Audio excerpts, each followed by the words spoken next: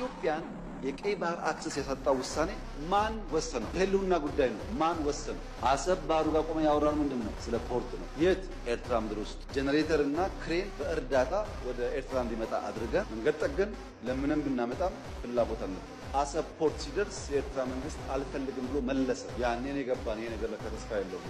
የዛሬ 6 ዓመት 5 ዓመት ባህር ኃይል አቋቁመናል እና ምን እዚህ ውስጥ ነው ባህር አቋቁመናል። ኢትዮጵያ ቀይ ባህር እንደሚያስፈልጋት ከለውጡ በፊትም እናምን ነበር፣ እንናገር ነበር። ያኔ መደመጥ አንችልም። ኢትዮጵያ ቀይ ባህር አይገባትም የሚለውን አልሰማንም።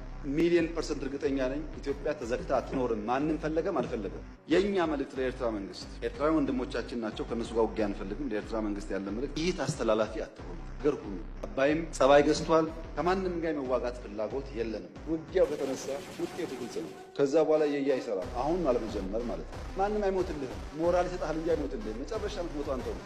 ከበደ ተሰማ 10 ጥይት ያቀብልሃል እንጂ መጥቶ አይሞትልህም። ከማንም ጋር ግጭት ፍላጎት የለንም። ከገባን ግን ግልጽ ነው ውጤቱ። አስተማማኝ አቅም ነው ያለን። ማንም አያቆመንም።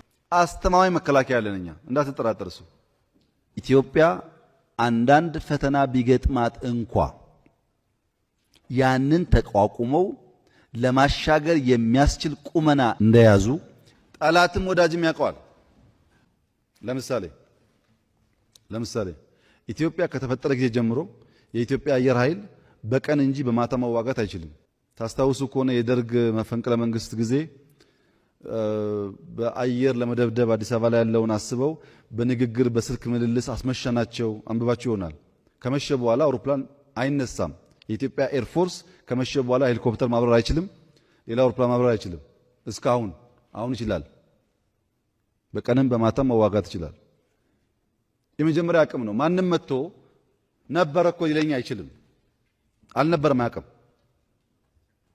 ስለ ዩኤቪ ብቻ ለማወራው በሄሊኮፕተር ማታ አንድ ሰው ቢቆስል ህይወቱን ለማዳን ሄሊኮፕተር መላክ አንችል ነበር እስከ ቅርብ ጊዜ ድረስ። አሁን እንችላለን። የተሻለ መከላከያ፣ የተሻለ ፖሊስ፣ የተሻለ ደህንነት ገንብተናል። ሁለተኛ ይሄ ኮርሲቭ ፓወር ነው። ኃይል የመገንባት ፓወር ነው። መከላከያ ፖሊስ የሚባለው ኮርሲቭ ፓወር ነው የገነባ ነው መጀመሪያ አገር ለማጽናት። ቀጥሎስ ኢኮኖሚክ ፓወር ነው።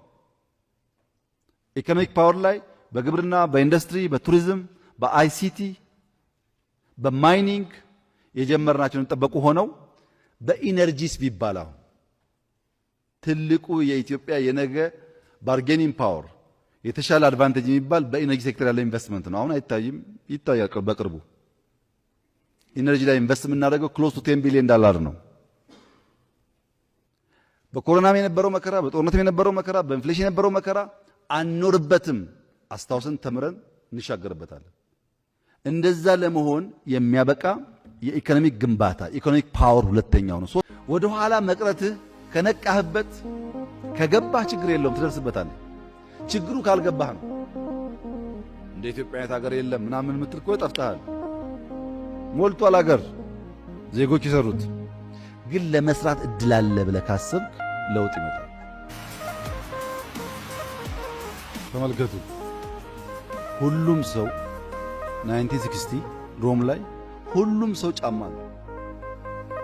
ጫማ የሌለው አንድ ሰው ብቻ ነው። መሃል ደርሶ አቋርጦ ምን ሆንክ? ጫማ የለኝማ፣ ጫማ ስላልነበረ የተሸነፍኩ ቢል ጥሩ ምክንያት ነው። ምክንያት ግን ውጤት አይሆንም። ሁሉም ጫማ አለው፣ እሱ ጫማ የለው። የተሸነፍኩት እኮ ጫማ ስላልነበረኝ ነው እንጂ እኛ ሀገር አይዳስ ቢኖር ኖሮ ማንም አያሸንፈኝም ቢል ምክንያቱ በቂ ሊሆን ይችላል፣ ውጤት ሊሆን አይችልም። ያኔ ጫማ የሌለውን ሰው አንድም ሰው እዚህ ግባ ብሎ የሚያዩ አልነበረም።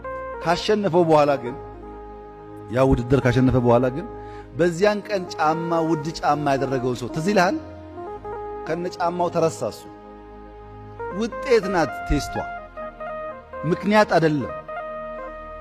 ውድ ጫማ ገዝቶ ውድ ማሊያ ገዝቶ አምሮ ቆሞ አንድ ምንም እዚህ ግባ የማይባል ሰው ካሸነፈ በኋላ ከነ ጫማው እሱ ይረሳል። ጫማ የለው ሰው በማሸነፉ ምክንያት የዚያ ጌም ኤፒሴንተር ይሆናል። አሁን ደግሞ ይው ጫማ አለው። ቶኪዮ ላይ ከ4 ዓመት በኋላ ደግሞ ጫማ አለው። ካልሲም አለው።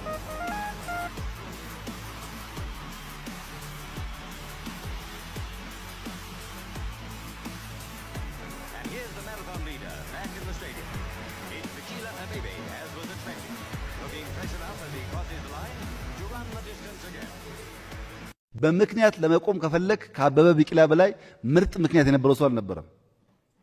ግን ብቻውን ታወሰ፣ ባለጫሞች ተረሱ። ብቻህን የሚታወስ ነገር በምክንያት ልታመጣ አትችልም፣ በውጤት ነው የምታመጣው።